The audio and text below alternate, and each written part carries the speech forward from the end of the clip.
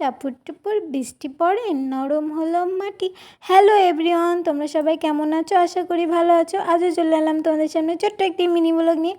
তো আমাদের এখানে দেখতেই পাচ্ছ খুব বৃষ্টি, 4-5 দিন থেকে এরকমই বৃষ্টিতে আর ভালোই লাগতেছে না, মানে বাড়ির থেকে ঘর থেকে বেরোতে পারছি না।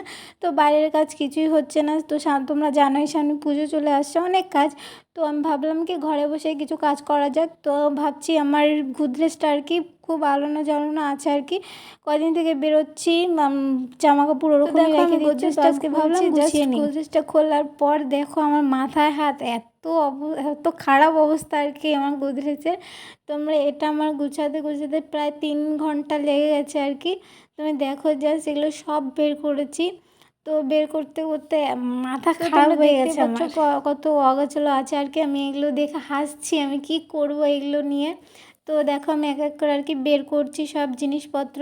তো আমি এগুলো গুছোতে থাকি। আর তোমরা যদি আমার ভিডিওটা ভালো লাগে তাহলে লাইক, কমেন্ট, সাবস্ক্রাইব, শেয়ার করে দিও। তো আমি এগুলো দেখো আমি সব নামিয়ে নিলাম, এখন আর এক এক করে গুছায় আর কি রাখবো। তো গুছাতে আর কি আমাদের বিয়ের কিছু জিনিস আছে। তো তাই দেখে আমার আগে হাজব্যান্ড হাসছিল। তো আমি বলতেছি এক চুটকি কা সিঁদুর কে জানতে হো তোমরা মেজো বাবু। আর দেখো আমার গৃহ অবস্থা।